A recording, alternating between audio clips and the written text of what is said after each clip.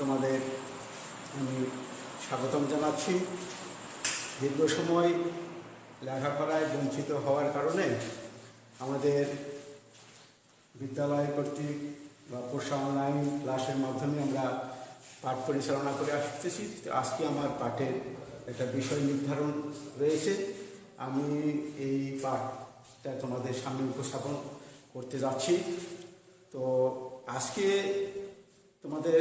তোমরা যারা এই অনলাইন ক্লাসে অংশগ্রহণ করতেছো তাদের কাছে বই আছে, হয়তো জীববিজ্ঞান নবম শ্রেণী। তোমরা বইটা খুলে 22 পৃষ্ঠা সাইটোপ্লাজমিক অঙ্গাণু এটাকে একটু বের করে নাও। আমি এই বিষয়টা নিয়ে আজকের একটা বিষয় নিয়ে আমি আলোচনা করব, যাতে এই বিষয়গুলো তোমরা একটা স্পষ্ট ধারণা তোমাদের মধ্যে জন্মে। এই কারণেই তো আজকে আমরা যে বিষয়টা আলোচনা করব, এই বিষয়টা আমরা নিয়ে আলোচনা করব যে প্রত্যেকটা জীব তার জীবন ধারণের অর্থাৎ চলন, ক্ষয়পূরণ, বৃদ্ধি, জন্ম প্রভৃতি জৈবিক কাজ পূরণের জন্য, কাজগুলি সুষ্ঠুভাবে পরিচালনার জন্য, সম্পূর্ণ করার জন্য কি হয়, শক্তির প্রয়োজন হয়। এই শক্তিগুলো আমাদের দেহে অর্থাৎ সজীব কোষে যে দেহে এটা অঙ্গাণুর মাধ্যমে পরিচালিত হয় বা সম্পূর্ণ হয়। এই অঙ্গাণুটি নিয়ে আমরা আজকে কথাবার্তা বলবো। আচ্ছা, এই অঙ্গাণুটি নাম মাইটোকন্ড্রিয়া। তাই আজকের আমাদের পাঠের শিরোনাম মাইটোকন্ড্রিয়া। Cytoplasmic অঙ্গাণু mitochondria.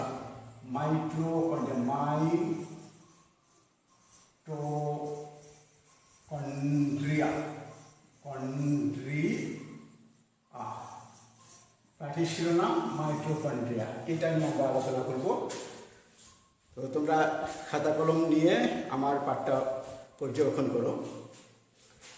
এইটা আপনার এটা সাইটোপ্লাজমিক অঙ্গাণু শ্বসনে এটা 1898 সালে বেন্ডার নামক একজন বিজ্ঞানী এটাকে নামকরণ বা আবিষ্কার করেন। তিনি এটাকে নামকরণ দিয়েছিলেন সাইটোপ্লাজমিক। এই অঙ্গাণু শ্বসনের জন্য প্রয়োজনীয় ধাপগুলি একমাত্র গ্লাইকোলাইসিস প্রক্রিয়া ব্যতীত সবগুলো এখানে সম্পন্ন হয়। তাই আমরা এটা নিয়ে জীবের নিয়ে আলোচনা করব। জীবের যে শ্বসন প্রক্রিয়া, এই শ্বসন প্রক্রিয়ায় যে মাইটোকন্ড্রিয়ার একটা ভূমিকা রয়েছে, এই ভূমিকাটাই আমরা আজকে তুলে ধরতে যাচ্ছি আমি।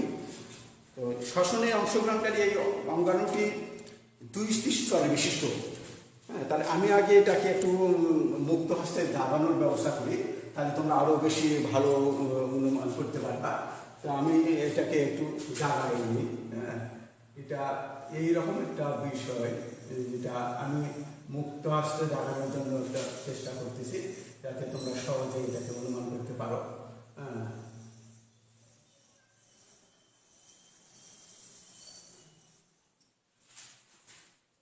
এটা এইভাবে এটা আমরা নামকরণ করবো। আমরা আগে জায়গায় নেই, তারপরে এটাকে আমরা নামকরণ করব।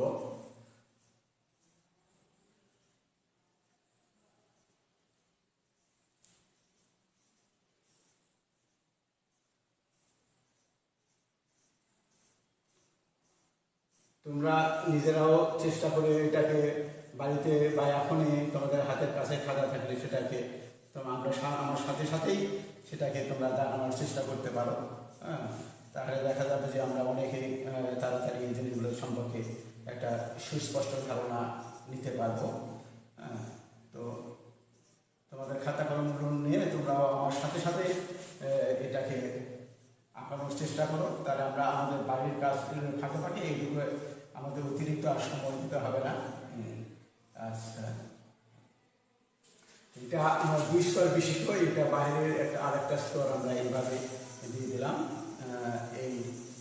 এই রকমটা স্তর। আচ্ছা, এই স্তরটা আচ্ছা এটা 2 স্তর বিশিষ্ট এবং এটা প্রোটিন লিপিড এবং আরএনএ আরএনএ দ্বারা প্রোটিন লিপিড এবং আরএনএ দ্বারা গঠিত এটা ত্রিস্তর বিশিষ্ট আবরণ। প্রোটিন লিপিড নির্মিত এটা ত্রিস্তর বিশিষ্ট আবরণ। এটা বাইরের স্তরটি এটা মসৃণ, এই স্তরটাকে মসৃণ বলা হচ্ছে, এটা মসৃণ স্তর, মসৃণ। আর ভিতরের স্তরটা বিভিন্নভাবে এই ভাঁজ খাওয়া, এই যে ভাঁজ খাওয়া, এটা ভাঁজ খাওয়া, এটা ভাঁজ খাওয়া, এই ভাঁজ খাওয়া অংশটাকে বলতে কৃষ্টি, কৃষ্টি, কৃষ্টি বলতে, ভাঁজ খাওয়া অংশটাকে কৃষ্টি বলতে। স্তর বিশিষ্ট একটা হলো মসৃণ স্তর, একটা হলো বিভিন্নভাবে ভাঁজ খাওয়া স্তর। এই স্তরটাকে বলতেছে কি কৃষ্টি বলা হচ্ছে। কৃষ্টির গায়ে বৃন্তযুক্ত গোলাকার বস্তু থাকে, এই যে বৃন্তযুক্ত গোলাকার বস্তু থাকে, এই যে বৃন্তযুক্ত বৃন্ত গোলাকার বস্তু দেখা যাচ্ছে, এইগুলোকে আমরা কি বলবো? অক্সিজম। কি বলবো আমরা? অক্সিজম, অক্সিজম, অক্সিজম, অক্সিজম, অক্সিজেন বলবো। তারপরে এর ভিতরে আবার একটা তরল পদার্থ, অর্ধতরল স্বচ্ছ পদার্থ থাকে, এদেরকে আমরা কি বলবো? ম্যাট্রিক্স বলবো, matrix, matrix, matrix, matrix, matrix বলবো।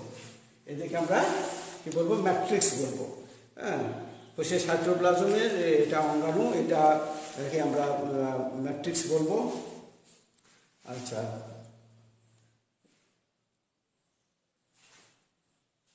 আচ্ছা ম্যাট্রিক্স, ম্যাট্রিক্স বলবো, ম্যাট্রিক্স বললাম। এটা শ্বসনের জন্য প্রয়োজনীয় যে ক্রেবস চক্র, তারপরে অ্যাসিটাল কোর সৃষ্টি, ইলেকট্রন প্রবাহতন্ত্র, এগুলো এই প্রক্রিয়ার মাধ্যমে সম্পাদিত হয়। আচ্ছা, এখানে যে তার প্রয়োজনীয় শক্তি জারণ বিজারণ ক্রিয়া বা যৌগিক ক্রিয়া শেষে এখান থেকে এই প্রক্রিয়ার মাধ্যমে থাকবে, এখান থেকে প্রয়োজনীয় শক্তি উৎপাদন করে বলে এটাকে আমরা কোষের শক্তিঘর হিসাবে চিহ্নিত করতে পারি বা কোষের শক্তিঘরও বলা হয়। তো আজকে এই